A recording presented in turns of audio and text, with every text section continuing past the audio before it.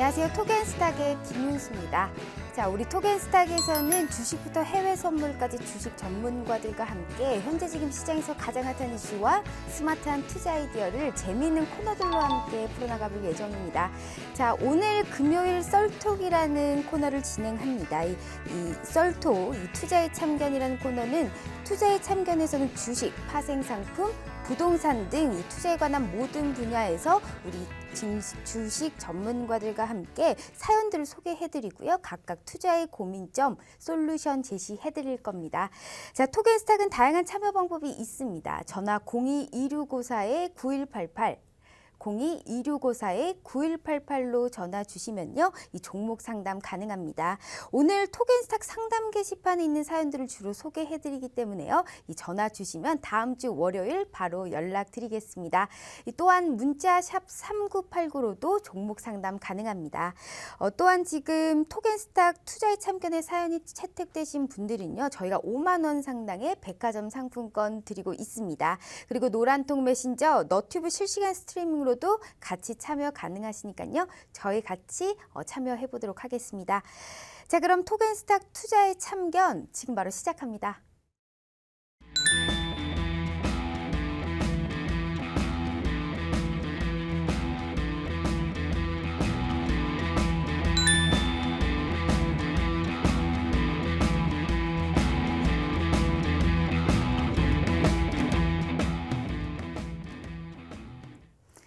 자, 투자의 참견 오늘 저와 함께 하실 두 분 소개해드려야겠죠. 강성신 변호사님과 김본스타님 모셨습니다. 안녕하세요. 안녕하세요. 네, 안녕하십니까. 네. 자, 우리 강성신 변호사님 안녕하셨는지요? 네, 한 주간 어떻게 지내셨는지 근황 말씀 부탁드리도록 할게요. 잘 지내려고 해도 이제 매번 이런 사건들이 터지기 때문에 네, 여러분들에게 좋은 정보 또 알려드리기 위해서 준비해서 나왔습니다. 네, 알겠습니다. 자, 그러면 우리 김본스타님 매일 보는 것 같습니다. 네. 오늘 사실 이 녹화하는 날인 수요일입니다. 이번 주 증시에서 좀 주요 이슈 포인트 그리고 이 투자 아이디어에 대해서 좀 어떤 게 있을까요? 네, 사실 금요일에 방송하는 투자 참견인데 수요일날 이제 녹화를 하기 때문에 이제 얘기를 드리는데요. 사실 이 방송이 사실 강성희 변호사님 메인을 얼굴 깔고 가더라고요. 제가 유튜브를 봐봤는데 조회수가 훨씬 잘 나오더라고요. 제가 얼굴에 있는 것보다. 그래서 일단 강성희 변호사님이 일단 잘 이끌어 주시네요. 저는 좀 생각을 하고 시장 얘기를 좀 드리자면 지금 미중 무역전쟁, 무역협상 제가 항상 얘기 드리지만 사골국처럼 우려먹어서 좋았다가 나빴다가 좋았다가 나빴다가 계속 반복하니까 이제 지금 안 좋아지기 시작하지 않습니까? 안 좋아지기 시작하는 단계고 조금 있으면 다음 달에 미중 실무협상이 다시 들어가면 또 다시 좋아진다는 얘기가 나올 거예요. 제가 이제 아예 사이클 알아맞힐 수도 있을 것 같아요. 그 정도고. 그다음에 지금 이제 미국에서는 큰 문제가 발생을 했죠. 이게 약간 뭐 꼭 변호사님 계셔서 그런 얘기 하는 거 아닌데 미국의 이제 조 바이든 부통령, 전 부통령 그리고 현재 대선 주자 후보인데 이 조 바이든의 아들 헌트 바이든이 이제 우크라이나에서 뭔가 에너지 관련 사업을 하다가 뭔가 비리에 연루가 됐어요. 연루가 됐는데 이거를 원래는 이게 민주당에서 역풍을 맞아야 되는 이제 상황인데 미 민주당이 근데 이제 트럼프 대통령이 괜히 전화 한 통화 해가지고 우크라이나 대통령하고 전화 한 통화 해가지고 이거 수사를 압박했다라는 이슈가 터지면서 지금 트럼프 대통령이 탄핵 정부에 이제 들어갔거든요. 돌입을 했기 때문에 시장이 상당히 좀 불안합니다. 불안한데 저는 이제 간단하게 좀 얘기를 좀 드릴게요. 지수 뭐 해외 지수로 먼저 얘기를 한번 드릴게요. 해외 지수 나스닥 지수 보시면은 급락했죠. 이틀 동안 급락했고 이 조 바이든 관련해서 이 우크라이나 스캔들이라고 지금 현재 이름은 이제 통칭으로 지금 부르고 있는데 우크라이나 스캔들이 처음에 불거졌을 때가 20일이었어요. 20일이었는데 나스닥이 뭔가 조짐이 안 좋았죠. 보시면 나스닥 차트 보시면 아시겠지만 이렇게 밀리고 있었어요. 그리고 어제 급락을 했습니다. 어제 이제 민주당이 펠로시 의장이 도저히 이거는 넘길 수 없다. 펠로시 의장이 민주당이거든요. 하원 의장 민주당인데 이거 도저히 넘길 수 없다. 탄핵 가겠다 해가지고 탄핵 준비를 하고 있는데 여기서 이제 제가 얘기를 좀 드리겠습니다. 이게 원래 민주당이 문제가 돼야지 맞는 사건이에요. 민주당의 이제 조 바이든 민주당 스캔들이에요. 이거는 민주당 스캔들이고 이제 우크라이나 검찰총장은 이걸 수사를 하려고 하고 있는데 이제 네. 우리나라 약간 비슷비슷하죠 지금. 그래서 약간 비슷한 정국이긴 한데 네네. 우크라이나 검찰총장은 수사하려고 하고 있는데 그 수사하는 거에서 조 바이든이 내가 만약 대통령 되면 너네 지원 없어. 네. 원조 없어. 우크라이나는 지금 러시아랑 지금 이렇게 안 좋은 사이잖아요. 네, 맞습니다. 근데 이제 그런 거 부분 때문에 이제 원래 민주당이 이제 뭔가 역풍을 맞아야 되는 상황이었는데 이걸 이제 민주당이 돌파하려고 무리한 카드를 꺼낸 것 같아요. 제가 봤을 때. 네. 오히려 트럼프 탄핵을 꺼내든 상황인데 이거 이렇게 되면 트럼프 재선이 더 확률이 높아져가는 이제 상황이 저는 올 거라고 봐요. 왜냐하면 트럼프 대통령은 탄핵이 안 됩니다. 왜냐하면 네. 예, 상원을 잡고 있기 때문에 네. 탄핵을 갈 수가 없어요. 일단 예, 갈 수가 없는데 하여튼 민주당에서 지금 할 때까지 해보겠다는 심산이니까 이번에 밀린 게 약간의 빌미가 돼서 좀 밀려줬다 이렇게 보시면 좋을 것 같고 나스닥 한 7,560 선물 기준으로 나스닥 선물 네. 기준으로 7,560 정도 보시면 좋을 것 같고요. 네. 그다음에 국내 쪽은 보시면은 국내 쪽은 제가 처음에 말 너무 길게 하면 좀 그러니까 간단하게 국내 좀 얘기를 좀 드릴게요. 저는 이번 조정이 아주 제때 잘 온 조정이다라고 좀 보여집니다. 그래서 네. 아름다운 조정이 그려지지 않을까 해서 아름답게 2천에서 지지되기를 기대하면서 2천에서 지지된다라고 좀 보고 약간 눌림목 구간을 한번 주지 않을까 이런 생각을 하고요. 2천을 좀 강하게 깨면은 네. 그러면 이제 약간 다시 좀 상황이 안 좋아지니까 그 부분에 대해서는 추후에 다시 대응하는 걸로 그렇게 얘기를 전략을 가져가시면 좋을 것 같습니다. 네, 알겠습니다. 자, 일단은 좀 오늘 사연들을 좀 들어가기 전에요.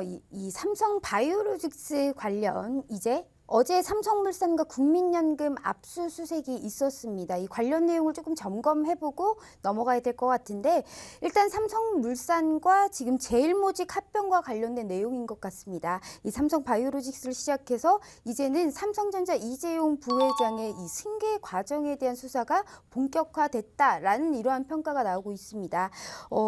좀 먼저 자세하게 삼성바이오로직스 분식회계 문제와 좀 이번 압수수색 이후에 영향이 좀 어떻게 될 것인지 여기에 대해서 좀 점검해보는 시간 갖도록 하겠습니다. 자, 김본수사님, 현재 지금 삼성 네. 바이오로직스 분식회계와 비롯해서 이번 사건에 대해서 우리 시청자분들이 좀 알아듣기 쉽게 좀 간략하게 짚어주실 수 있으실까요? 네, 일단 제가 전제를 하나 깔겠습니다. 네. 저는 삼성에 아무런 감정이 없습니다. 네. 저 삼성 어떤 때는 좋아하고요. 네. 삼성이 잘못을 했으면 삼성이 잘못한 부분에서 약간 좀 비판도 하고 뭐 이런 거 한데 정확히 중립적이라는 입장을 얘기 드리면서 얘기를 한번 해볼게요. 자, 이 사건이 어떻게 벌어진 사건이냐면요. 먼저 제가 이 삼성전자, 우리나라 삼성전자 하면은 시가총액이 제일 큰 회사 네. 이 정도로 알고 계시겠지만 사실 우리나라 전체 기업 덩치들을 다 합쳤을 때 이 삼성전자 차지하는 비중이 20%가 넘어가요. 그러니까 상당히 과도하게 집중돼 있어요, 네, 우리나라가. 맞습니다. 그래서 이제 상당히 중요하죠. 그리고 그 정도로 삼성전자의 등치는 엄청나게 크고 글로벌 IT 기업으로 치면요. 글로벌 IT 기업으로 쳤을 때 미래 성장성까지 감안해서 글로벌 IT 기업 중에 삼성전자보다 더 월등하다 할 수 있는 기업이 거의 없습니다. 구글 정도?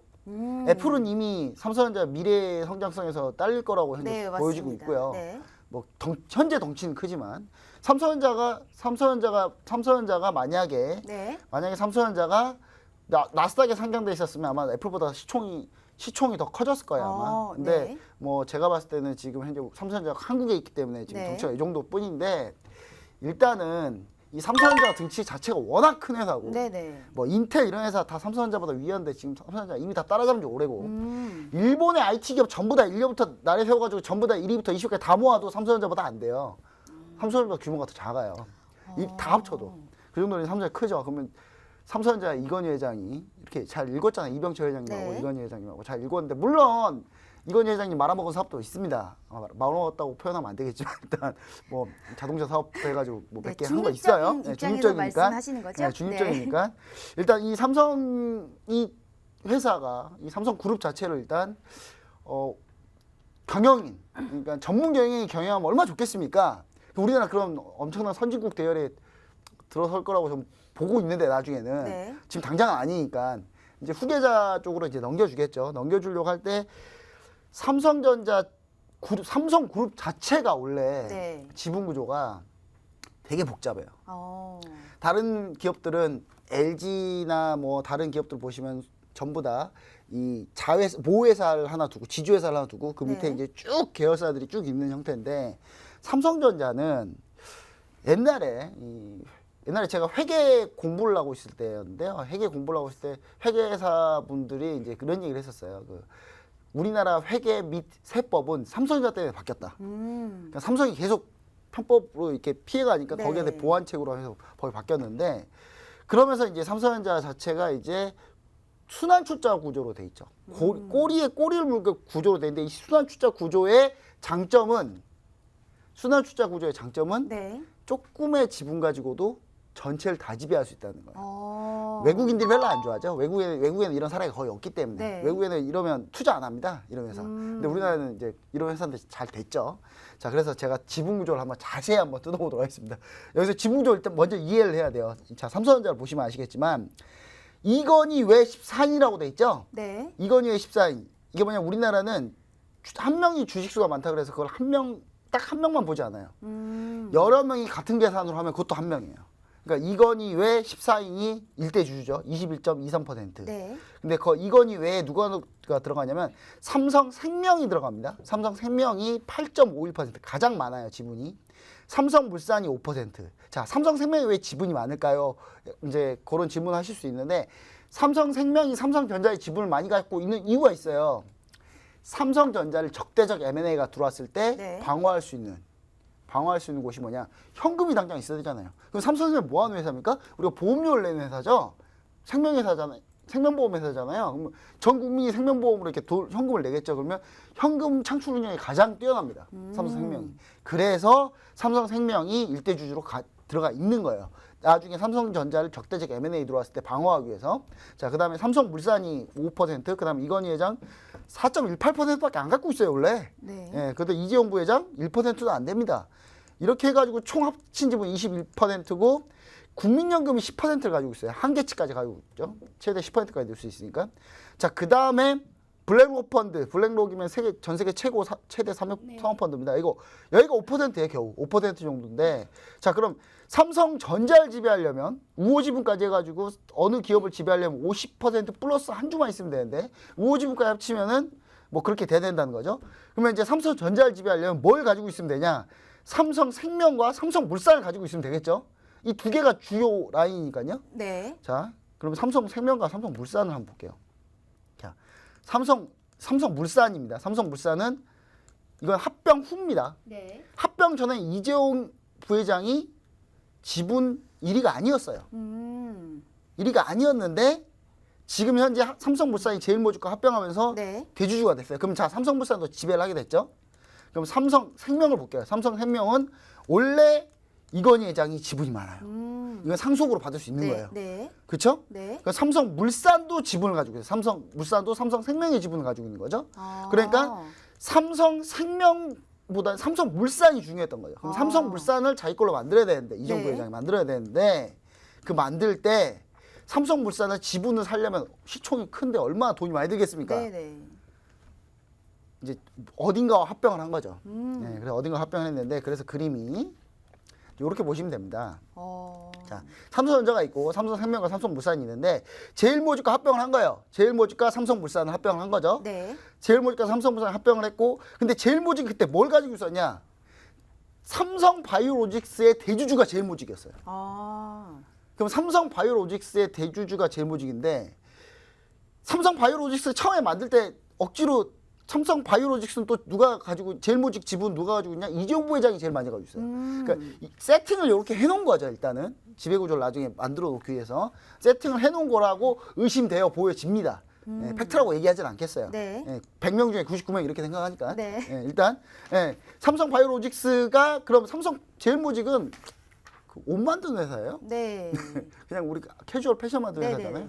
근데 나머지 이제 뭐 여러 가지 합니다. 뭐 IT 쪽도 살짝 하고 하는데 네. 첨단 섬유도 하는데 그게 뭐 시총이 커봐야 얼마나 크겠습니까? 미래 네. 성장성이 얼마나 있겠습니까? 근데 삼성바이오로직스의 지분을 가지고 있었던 거예요. 그럼 삼성바이오로직스의 덩치가 커지면 제일모직 덩치도 커 보이겠죠? 네. 그럼 삼성물산과 합병했을 때 제일모직이 덩치가 크면 제일모직의 지분이 많은 이재용 부회장은 자연스럽게 삼성물산을 지배할 수가 있거든요. 그래서 삼성바이오로직스의 덩치가 큰 게 중요한 거예요. 원래 제가 삼성바이오로직스 이렇게 덩치가 크게 이렇게 그려놨는데 원래는 요만해요. 원래는 요만한데 네. 덩치가 크게 만든 거죠. 그럼 삼성바이오로직스의 덩치를 크게 어떻게 만들었냐? 네. 부지개교로 만들었다는 거예요. 네. 삼성바이오에피스라는 자회사의 과대평가로 만들었고 그걸 자회사로 가지고 있을 땐 과대평가된 걸 모두 다 인정했다가 네. 이게 제일모직 합병 끝나니까 계열사로 빼버린 거죠.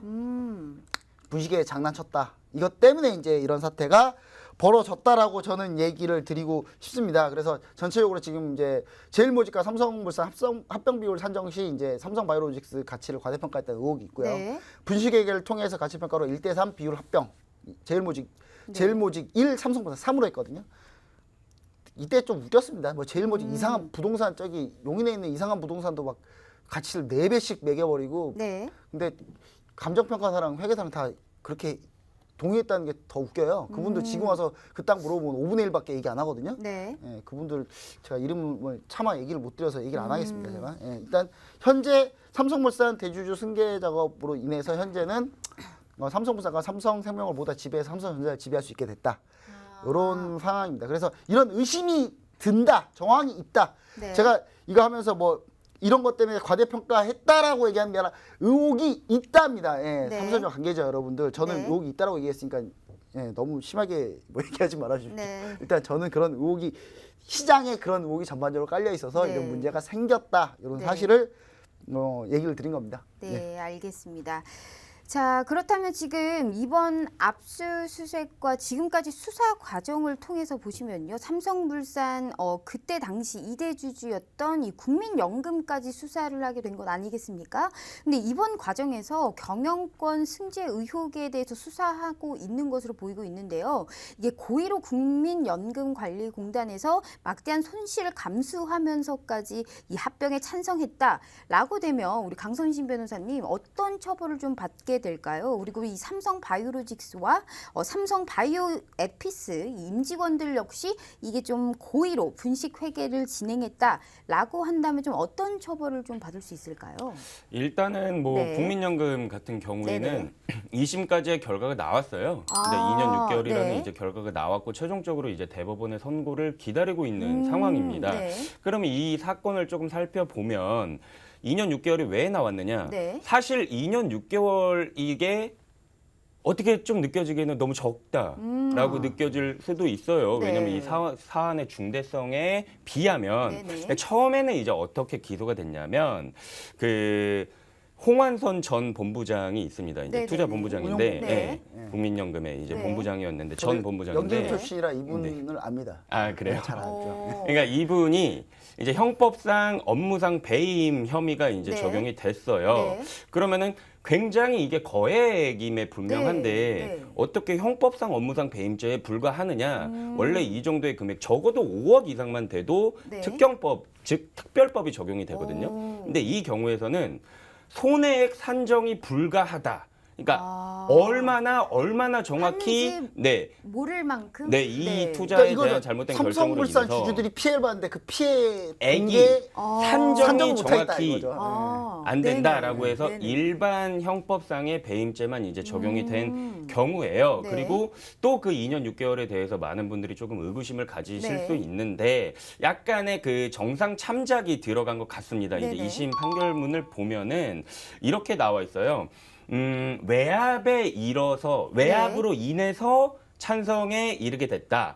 그리고 삼성전자 이재용 부회장 등을 만나서 합병 비율 조정을 요구를 했다. 네네. 그러니까 나름 이 사람은 자기가 피해를 미치지 않기 위해서 자신이 노력을 최선을 했다. 다했다. 네, 노력을 네네. 했다라고 해서 결과는 일어났을지 몰라도 네. 노력을 했기 때문에 일반인의 상식상은 조금 이해하기 힘든 2년 네. 6개월이라는 2심의 결과가 나왔고요. 네. 그리고 이제 두 번째 질문이 임직원들이 만약에 네, 고의로 고의로. 분식 회계를 네네. 진행을 했다면 당연히 이거는 이제 처벌이 가능한데 어떠한 처벌이 가능하냐면 만약에 임직원들이 네. 분식 회계를 통해서 회사 돈을 마음대로 사용을 한 게 발각이 네. 됐다라고 해서 회사에 피해를 입혔다라고 하면은 횡령죄를 이제 피할 수 없게 되고요.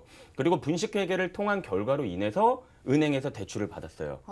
네. 그렇게 되면은 은행에 대한 또 사기죄가 적용이 될 수가 있고 네. 그리고 만약에 아까 말씀드렸다시피 그 피해액이 네. 5억이 넘게 된다면은 네네. 특경법에 따라서 가중처벌을 받게 되고 분식회계 같은 경우에는 조금 특이하게 네. 개별법이 있어요. 그러니까 어. 일반 형법뿐만 아니라 네. 주식회사의 외부 감사에 관한 법률에서 규정하고 있는 아. 예, 상세 상황에 따라서 만약에 회계 처리 기준에 자신의 재무제표가 작성이 되지 않았다라는 사실이 발각이 되고 만약에 이러한 것들이 외부 감사 제도에 의해서 네. 발각이 됐다라고 하면은 또 따로 별개로 처벌을 하는 조항을 두고 있습니다. 아, 네. 네, 알겠습니다.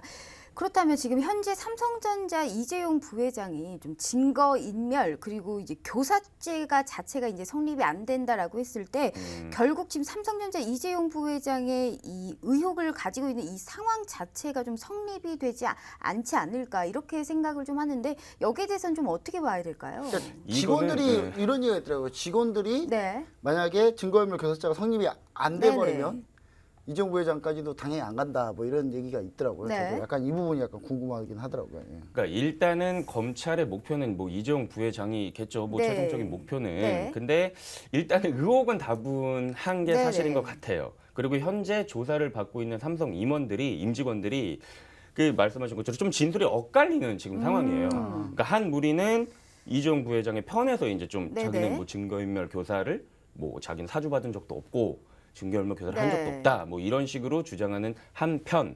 그리고 그렇지 않은 편들의 진술이 조금 엇갈리고 있는 상황인가 봐요. 그래서 지금 현재 상황으로서는 이재용 부회장을 뭐 전면적으로 겨냥을 하거나 뭐 조사를 하거나 이런 거는 조금 무리가 있지 않을까 이렇게 생각이 드는데 네. 일단은 그러면 이재용 부회장을 차치하고서라도 네. 그 밑에 삼성전자 사장이라든지 이런 경우에는 굉장히 좀 삼성 바이오로직스 그리고 삼성 바이오에피스 네. 이런 경우에는 이제 증거 인멸의 혐의들이 막 속속들이 드러나고 네네네. 있어요. 그래서 네. 지금 현재 검찰 조사도 받고 있고 그리고 이러한 것들이 제가 보니까 있더라고요. 보시면은 이재용 부회장을 지칭하는 뭐 예를 들면 JY 아. 그리고- 근데 만약에 이재용 부회장 말고 거기에 또 재화 쓴 사람이 한 명 더 있을 수도 있잖아요. 아니 뭐 그럴 수도 있겠죠. 뭐 그렇게 주장을 할 수도 있겠지만 네. 어쨌든 그 검찰이 이제 네. 조사를 하는 바로는 네. 직원들 노트북과 휴대전화에 뭐 JY 그리고 키워드가 또 합병 그리고 또 미전실, 미래전략실 미래전략실. 예, 등의 단어가 포함된 자료를 이제 삭제를 하고 네. 회사 공용 서버를 숨긴 사실을 확인했다라고 해요. 그러니까 이러한 것들이 이제 증거 인멸의 네. 혐의의 입증이 될 수 있는 거겠죠. 그래서 일단은 그 증거 인멸에 가담한 혐의로 네. 여러 임원을 지금 구속을 한 상태예요. 아, 알겠습니다.